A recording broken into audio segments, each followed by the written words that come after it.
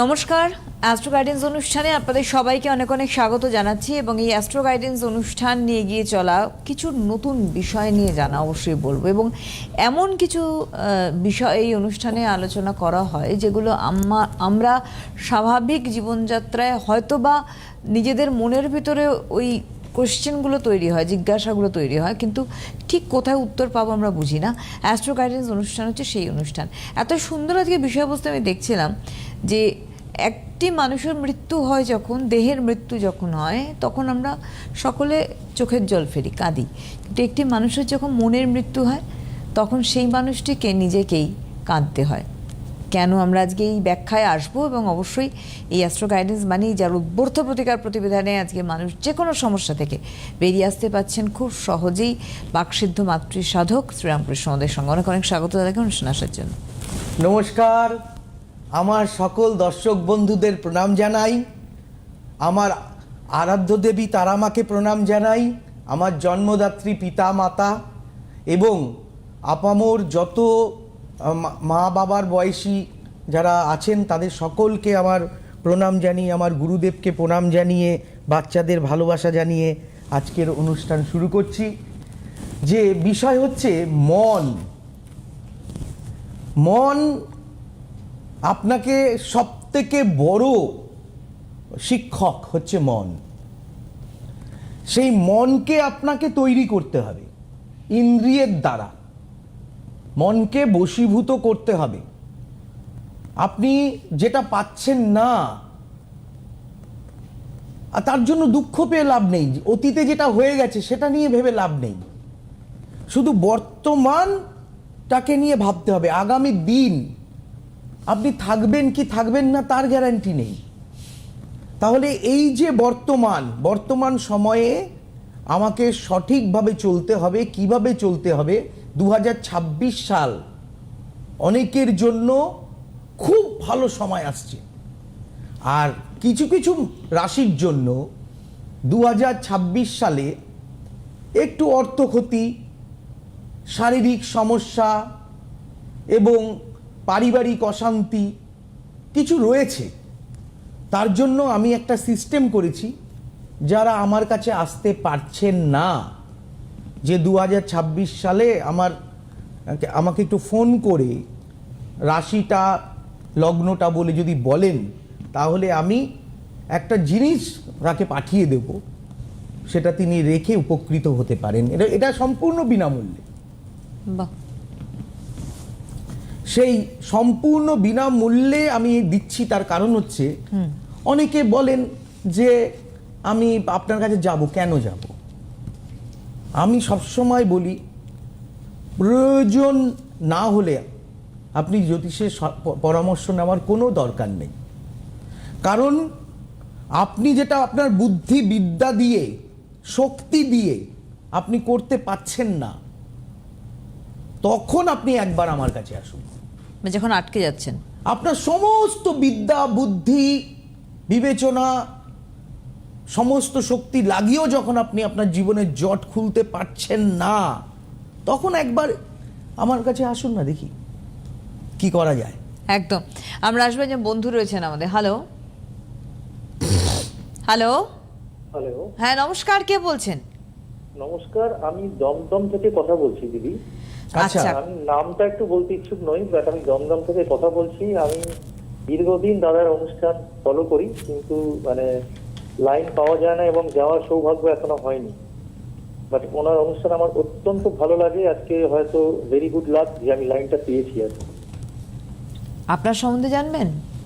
আমার নিজের সম্বন্ধে জানবো। বলুন। আপনার ডেট অফ বার্থটা বলে ফেলুন। 10/5/1985।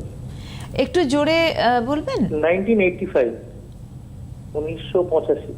10ই মে, তাই তো? 10ই মে 1985। সময় কি? সকাল 9:50 কলকাতা। সকাল 9:50 কলকাতা।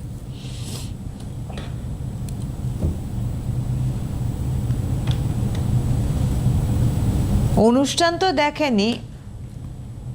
হ্যাঁ, অনুষ্ঠান তো দেখি। আচ্ছা, যখন সালটা সেদিন বুধবার ছিল। হ্যাঁ, সালটা কি 78? আপনার আপনার সেদিন বুধবার ছিল, বুধবার ছিল, কারেক্ট। কর্কট লগ্ন, মৃগশিরা নক্ষত্র, হ্যাঁ, বৃষ রাশি, তাই তো? রাইট। আপনি কি জানতে চান বলুন।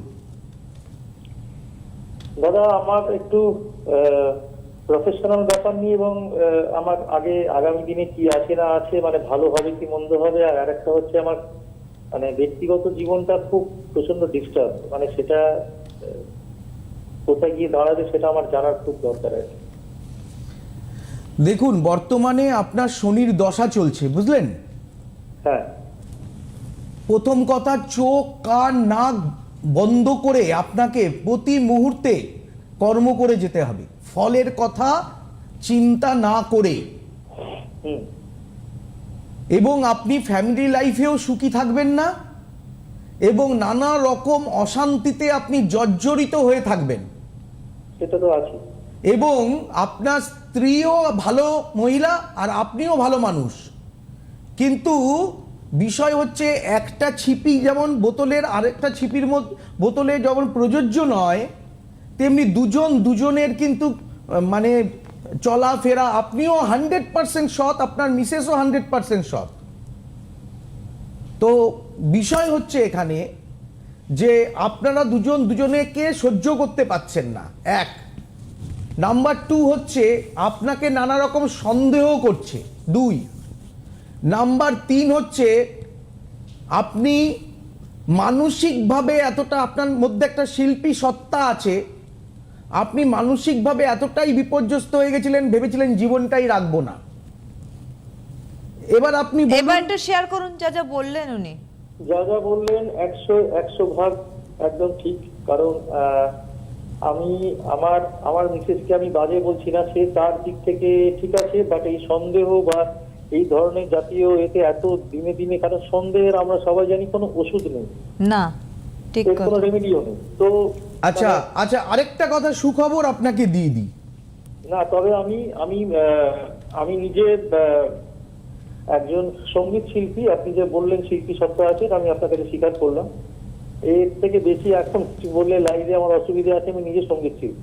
আচ্ছা, এবারে আমি একটা বিষয় আমি আপনাকে বলি হুম, যে এই সময়ে আপনি এমন একজন বন্ধু বা বান্ধবী পাবেন যিনি, সেও শনির দশায় ভুগছে, এবং সে আপনার মনের তার সাথে আপনার কোনো খারাপ সম্পর্ক থাকবে না, কোনো স্বার্থের সম্পর্ক থাকবে না, কিন্তু আপনাকে মানসিক দিক থেকে সে অনেকটা সাপোর্ট দেবে।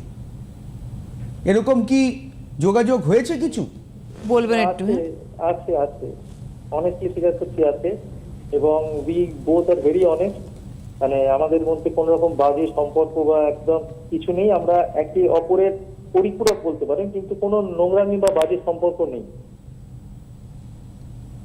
মানে যার যার আপনি সমস্যার স্বীকার সময় করেছেন, এটাই অনেক বড় বিষয়। না, নিশ্চয়ই দিদি, স্বীকার তো করবোই। কারণ দাদা যেটা বলছেন একদম সঠিক কথা বলছেন, এবং সঠিক কথা উনি একদম মুখের ওপর বলেন বলে ওনাকে আমার এত পছন্দ, যে পিঠ পেছনে বলেন না, মুখের ওপর শুনতে বলতে আমি নিজেও পছন্দ করি। আমি যেরকম কিন্তু একটা ব্যাপার হচ্ছে, আপনাকে কিছু ক্রিয়াকর্ম করতে হবে, যেগুলো আমি করিয়ে দেবো আশা করি। আমার হ্যাঁ, আপনি যোগাযোগ করলে অবশ্যই আমি সেই কাজগুলো করিয়ে দেবো। দাদা, আমার এই সঙ্গীত জীবনে কেরিয়ার কি আগামী দিনে ভালো হবে? নিশ্চয়ই হবে, 101% হবে। আমি চেষ্টা করছি, আপনি যোগাযোগ করুন। হ্যাঁ, আমার যে ব্যক্তিগত বন্ধুত্ব, তার মেয়াদ কতদিন? কারণ কোনো জিনিসই আমার জীবনে বেশি দিন থাকে না। ঠিক আছে, আপনি অন্তত 2035 সাল অবধি ধরে রাখতে পারেন। আচ্ছা, তারপর? হ্যাঁ, 10 বছর। এতটা সময় আমি 10 years। এতটা সময় দিচ্ছি। 2035 সালে আপনার শনির থেকে বুধে যাচ্ছে দশায়। হ্যাঁ, আচ্ছা। হ্যাঁ, এবারে সেই সময় থেকে আমি সেই সময়ের পরের বিচারটা তো আর পরে করব, এখন সেটা করছি না। আচ্ছা, মানে এখন বলছে এভরিথিং স্টেবলি থাকবে। হ্যাঁ, আমার কেরিয়ারটাও তাই। একদম একদম, ক্যারিয়ারটা খুব ভালো জায়গায় পৌঁছবে। বাহ, অনেক অনেক ধন্যবাদ দাদা। এবং রামকৃষ্ণদার প্রেডিকশন আমি অনুষ্ঠানের শুরুতেই বলেছিলাম যে একেবারেই টু দ্য পয়েন্ট প্রেডিকশন, এবং ঠিক কি হয়েছিল কি হতে পারে ইন ফিউচার টোটালটাই আপনি বলে দেন খুব কম সময়ের মধ্যে। দাদা তাও স্বীকার করলেন, এটা একটা বড় বিষয় যে আপনি খুব স্ট্রেট ফরওয়ার্ড কথা বলেন, উনিও সেটা পছন্দ করেন, এবং দেখুন এটা একটা আমি বড় জিনিস। স্ট্রেট কথা বলি, নিজে ফোন ধরি, আমাকে যখন কেউ ফোন করে তখনই পায়। আর নাম্বার 3 হচ্ছে, কেউ যদি মনে করেন যে না রামকৃষ্ণদা আমার কাজটা পারবেন না, আমার মনে একটু দ্বিধাদ্বন্দ্ব আছে, তাহলে আমাকে দিয়ে এগ্রিমেন্ট করে নেবেন, রেভিনিউ স্ট্যাম্প পেপারে আমাকে দিয়ে এগ্রিমেন্ট করিয়ে নেবেন, এবং আমার বাড়িতে বসে আপনি এগ্রিমেন্ট করে নিলেন। আমি 50 বছর একই জায়গায় আছি, আমার নিজস্ব পূর্বপুরুষের বাড়ি, তো এখানে পালিয়ে যাওয়ার ব্যাপার নেই, এগ্রিমেন্ট করে আমি কাজ করব, এবং আশা করি আমি যদি কমিটমেন্ট করি সেই কমিটমেন্টটা আমি ফুলফিল করব। এইটুকু আমি আপনাকে বলে দিতে পারি, কারণ কারোর মানে দুঃখের অর্থ আমি চাই না। বাহ, কেউ দুঃখ কষ্ট পেয়েছেন আমার দ্বারা, সেটা আমি একদম মেনে নিতে পারবো না। অবশ্যই তাই আমরা আলোচনা আজকে করব। তবে একটুখানি বলে রাখি চেম্বারের কথা, কারণ পরপর করে চেম্বার রয়েছে ওনার, অবশ্যই আপনারা সেজন্য যোগাযোগ করবেন। 8 ডিসেম্বর 8ই ডিসেম্বর চুচুড়ায় চেম্বার, 9th ডিসেম্বর রয়েছে Medinipur, 10th December Dumdum chamber রয়েছে রামকৃষ্ণদার, 12th ডিসেম্বর কালিয়াগঞ্জ। দমদমে কিন্তু আর 3টে বুকিং হবে, বুকিং নেওয়া যাবে, এর বা 10ই বেশি কিন্তু ডিসেম্বরের জন্য বুকিং নেওয়া যাবে না। তিনজনকে নেওয়া যাবে, কারণ আবার বাড়িতে যেতে হবে, আমার একটু পুজো আছে, তারপরে কিছু ক্রিয়াকর্ম আছে, সেগুলো করতে হবে। তাহলে এখনো সময় রয়েছে, 10th অফ ডিসেম্বরে দমদম রয়েছে। দমদমে কিন্তু লেট করে 3টে বেশি হবে আসবেন বললেন। না, ওই 3টে। সন্ধ্যে 6টার মধ্যে চলে আসলেই হবে। আচ্ছা, বাকিটা বলে রাখি। 12ই December Kaliyaganj, 16 December Jalpaiguri, 17 December Siliguri chamber, 18 December Falakata, 19 December Cooch Behar. 1 January of 2026 নতুন বছরের 1 তারিখেই গুয়াহাটি যাচ্ছেন কিন্তু রামকৃষ্ণদা। অবশ্যই নর্থ ইস্টের মানুষ পৌঁছে যাবেন সেখানে, গুয়াহাটি শিলচরের মানুষ। 3rd অফ জানুয়ারি দিল্লিতে চেম্বার, 3 তারিখ দিল্লি, 6 জানুয়ারি রয়েছে Chuchura, 7 January Bardhaman, 8 January Asansol, 9th January chamber Durgapur, and 10th of January আবারও দমদম চেম্বার রয়েছে। 9038002022, 9836153266, এবং একটি হোয়াটসঅ্যাপ নাম্বার রয়েছে যেটি একদম প্রথমেরটাই 9038002022 তে আপনারা ফোন করবেন। হ্যালো। হ্যালো, হ্যাঁ নমস্কার, কে বলছেন? নমস্কার শাস্ত্রীজি, আপনাকে নমস্কার। নমস্কার। নমস্কার। আচ্ছা, আমি দুর্গাপুর থেকে বলছি, অপরূপা। আচ্ছা আমি আপনার কাছে গেছিলাম আচ্ছা আমার স্বামীর সমস্যা নিয়ে। আচ্ছা হ্যাঁ, তো ব্যাপারটা কেমন আছেন? হচ্ছে- হ্যাঁ ঠিক আছি শাস্ত্রীজি, ভালো আছি। আচ্ছা। ভালো আছি, এই কারণে ভালো আছি কি আমার যে সমস্যাটা ছিল হ্যাঁ। আপনি তো সেটা সমাধান করে দিয়েছেন, তাই আমি ভালো আছি। মানে প্রতিকার নিয়েছিলেন আপনি ওনার? হ্যাঁ, আমি প্রতিকার আচ্ছা, নিয়ে ভালো নিয়েছিলাম। আছেন। অপরূপা সাহা। হ্যাঁ। আচ্ছা আচ্ছা, ওনার হাজবেন্ডের সঙ্গে একটা ঝগড়া চলছে। এক্সট্রা আচ্ছা। ইসে ছিল একজনের। হ্যাঁ, হ্যাঁ, বলুন। সেসব তো সমস্ত চলে গেছে, হুম। সব ঠিক হয়ে গেছে, কিন্তু সমস্যাটা হচ্ছে আমার ভেতরে আমার মনটা আর কি, হুম কেন জানি না, সব ঠিক হয়ে গেলেও মানতে পারছি না আমি সবকিছু, যে কোনো একটা সময় যে আমি প্রতারিত হয়েছিলাম বা আমার সঙ্গে সে বিশ্বাসঘাতকতা করেছিল, হুম সেই জিনিসটা আমি কেন জানি না মেনে নিতে পারছি না এখন কিন্তু সব ঠিক, ও সব ঠিক হয়ে গেছে। আপনি যেরম বলেছিলেন আমি সেরম সবই করেছি, মানে ক্রিয়াকর্ম। বুঝতে পেরেছি, আপনি আপনার হাজবেন্ডকে মানে মনের থেকে ক্ষমা করতে পারছেন না, হ্যাঁ এই ব্যাপারটা তো। বিষয় হচ্ছে, দেখুন আপনি একটা জিনিস মনে রাখবেন যে আমরা সমাজবদ্ধ জীব, আমরা পশু থেকে আস্তে আস্তে মানুষে রূপান্তরিত হয়েছি। হ্যাঁ, আপনি ইতিহাস পড়ে দেখবেন যে পুরুষ হচ্ছে বহুগামী, সমাজ সংস্কারের জন্য পুরুষ কিন্তু একটু শুধরেছে, সে যে পুরুষ হোক। বড় বড় মুনি ঋষিরাও তারাও কিন্তু অপ্সরা মেনকির জন্য ধ্যানভঙ্গ হয়ে গেছিলেন, মেনকার জন্য। তো আপনার হাজবেন্ড ভুল করেছেন, তো ভুল করেছেন যে কারণেও ভুল করেছেন, আপনিও ভুলে পা দিতে পারতেন। তো মানুষ তো ভুল করে, মানুষই শুধরে যায়। তো আপনি কেন ভাবছেন যে পুরনো কথাগুলো নিয়ে বর্তমানটাকে কেন নষ্ট করছেন? এখন আপনি ওনার সাথে খুব সুন্দরভাবে সংসার করুন, একসঙ্গে ঘুরতে যান, বেড়াতে যান, ছেলে মেয়েকে নিয়ে আনন্দে থাকুন, পুরনো ওগুলো ভুলে যান। বিয়ের আগে অনেকে অনেক কিছু করে, কিন্তু বিয়ের পরে তারা ভদ্র হয়ে যায়।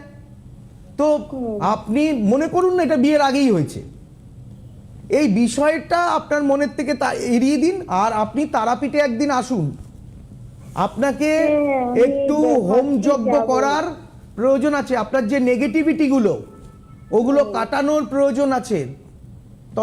মানে তন্ত্র পদ্ধতিতে আমরা যে পুজো করি, পুজো পদ্ধতি, বিশেষ পদ্ধতি আছে। সেই বিশেষ পদ্ধতিতে আমরা যে আপনার যে নেগেটিভিটি এগুলো কেটে যাবে মনের মধ্যে।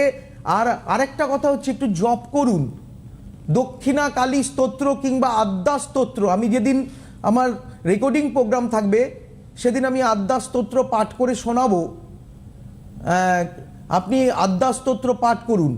ওম শ্রী নবৎস প্রবক্ষামি আদ্যা স্তোত্র মহাফলম য পঠিত সততং ভক্তা স এব বিষ্ণু বল্লভ মৃত্যু ব্যাধি ভয়ং তস্য নাস্তি কিঞ্চিৎ কলো যুগে অপুত্র লভতে পুত্রাং তিপক্ষাং শ্রবণাং যদি দোমাসৌ বন্দনা মুক্তি বিপ্রভক্তাং সুতাং যদি মীত বৎসা জীব বৎসা জন্মা সংশ্রবণাং যদি নৈকায়ং সংকট যুদ্ধে পাঠ জয় মাপ্লিয়াত লিখিতাং স্থাপদ গেহে নাগ্নি চৌর ভয়ঙ্কচিত।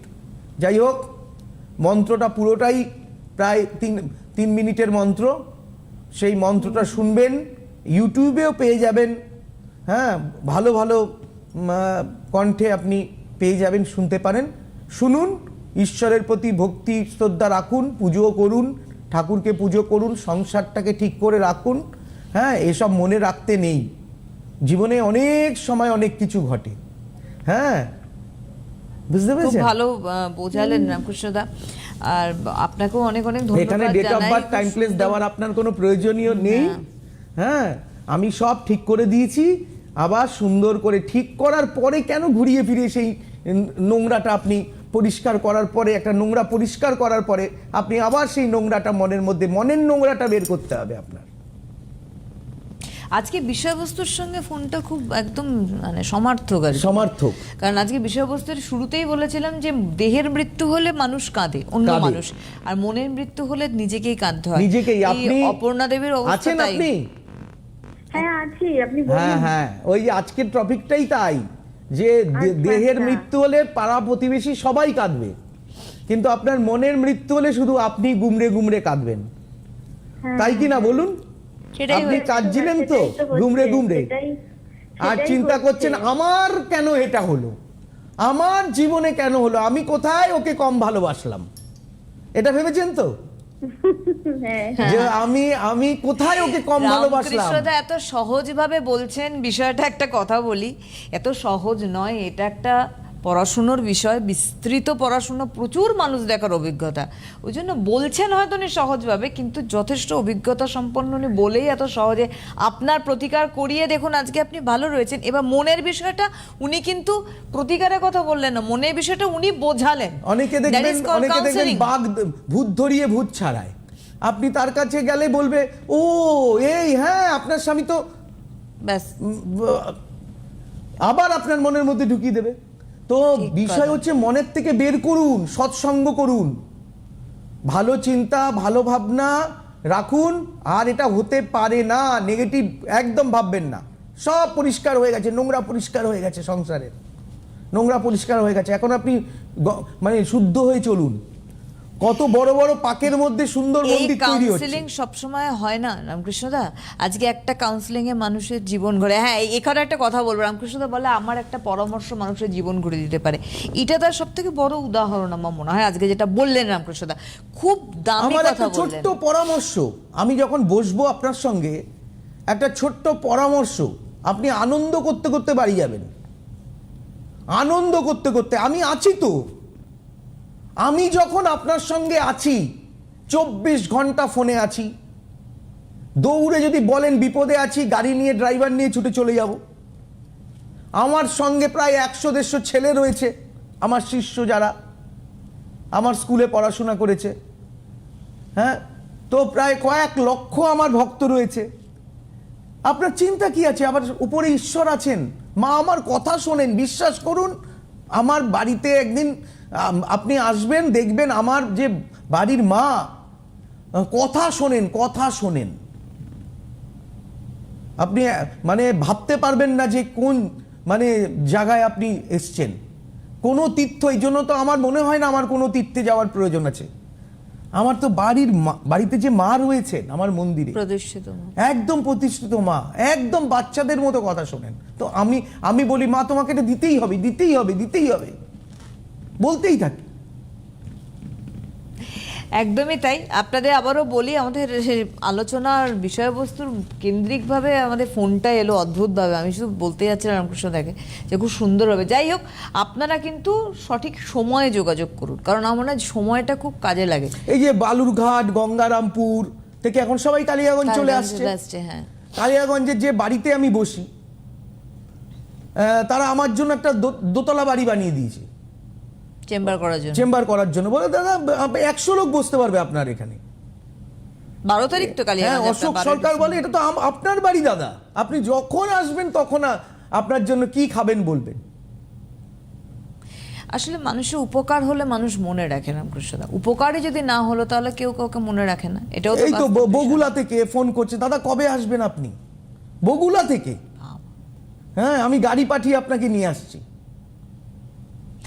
অবশ্যই তাই, কারণ একজন মানুষ শুদ্ধ মনে সঠিক প্রতিকার প্রতিবিধানে যখন আরেকটা মানুষকে উপকার দেয়, তখন স্বাভাবিকভাবে মানুষ তাকে মনে রাখে। রামকৃষ্ণদাকে এই জন্য মানুষ মনে রাখেন।